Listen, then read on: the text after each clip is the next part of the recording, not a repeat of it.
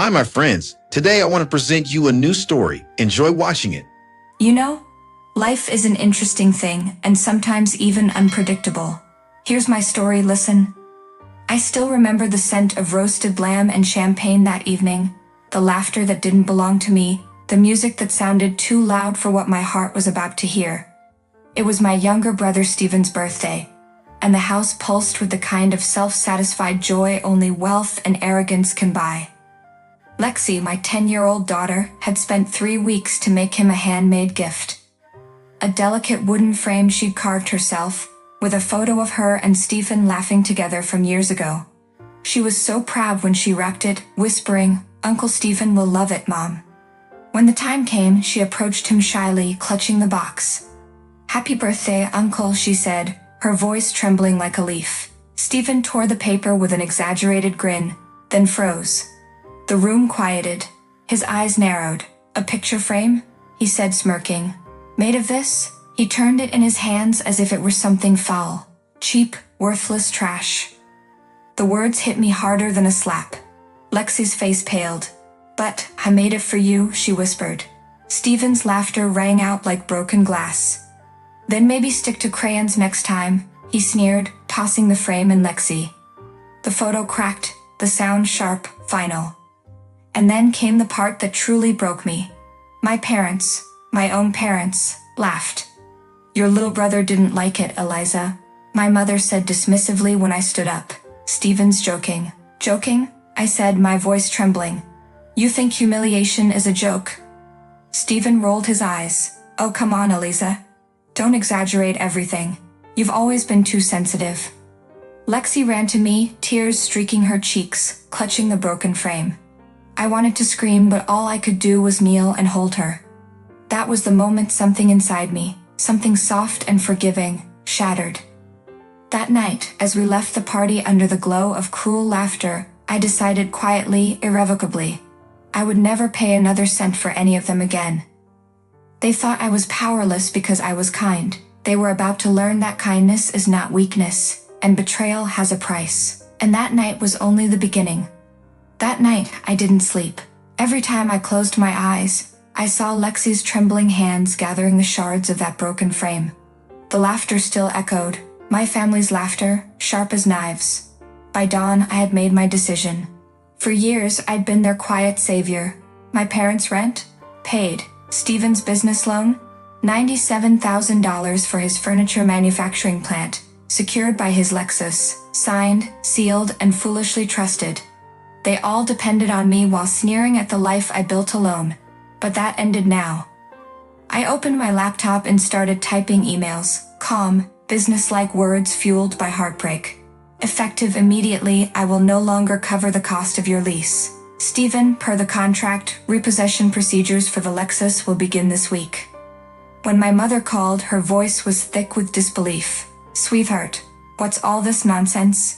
You can't just cut us off." "I can," I said quietly, and I just did.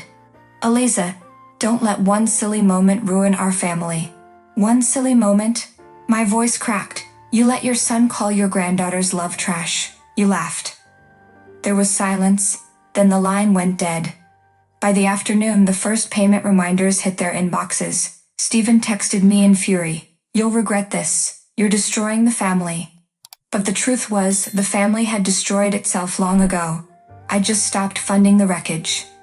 That evening, I watched Lexi sleeping peacefully for the first time in weeks. I brushed a strand of hair from her face and whispered, "No one will ever make you feel humiliated, my love." I didn't know it yet, but that act of courage would ignite a storm that none of us could escape. It began with silence, the kind that follows when people realize their lifeline is gone. Then came the chaos. Within weeks, Stephen's messages shifted from anger to panic. "Eliza, please, I just need time." But time was the one thing he'd wasted most. When the bank arrived to repossess his Lexus, he called me, voice trembling. "You can't do this to your own brother." "I didn't do this, Stephen," I said coldly. "You did, the night you threw my daughter's gift and thereby humiliated her."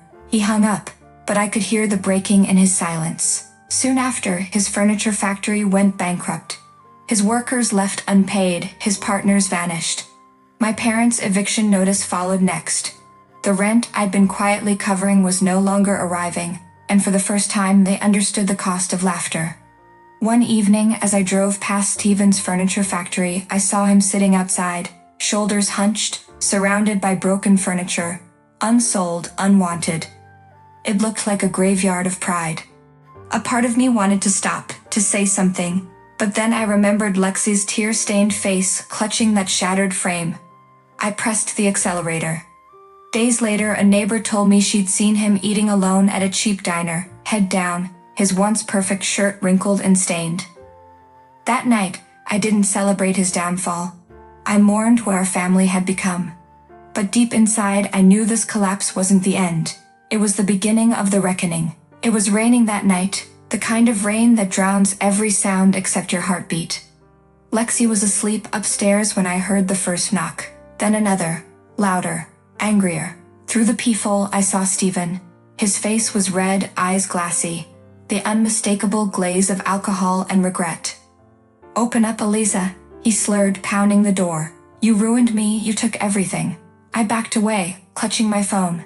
"Leave, Steven," I said through the door. "You need help." "Help?" he spat. "I needed family." The words broke into a hoarse sob. "You think you're better than me now? With your perfect house, your perfect little brat?" That was enough. I dialed 911 with shaking hands.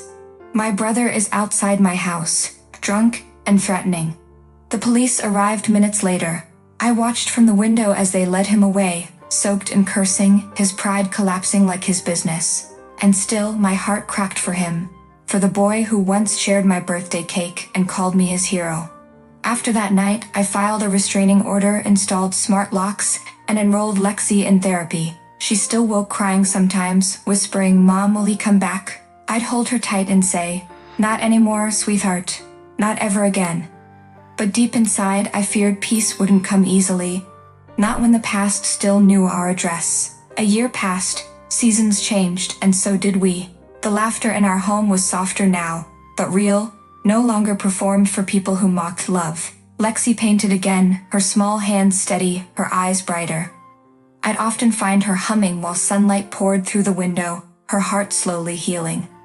One morning, a plain envelope arrived. No return address, just my name. Inside was a handwritten letter. "Eliza, I'm sorry. I lost everything.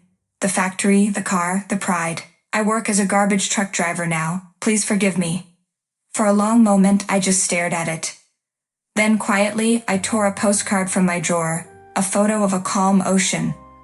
On the back, I wrote 4 words: "We are no longer family." When I dropped it into the mailbox, the wind brushed my cheek, gentle, almost grateful.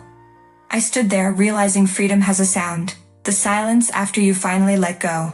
That evening, Lexi and I danced barefoot in the living room, laughing until tears rolled down our faces. I wasn't avenging the past anymore, I was living again. And for the first time in years, the world felt peaceful.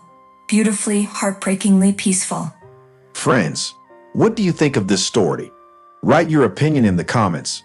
Would you like more stories? Don't forget to subscribe and hit the bell button so you don't miss any videos. See you tomorrow.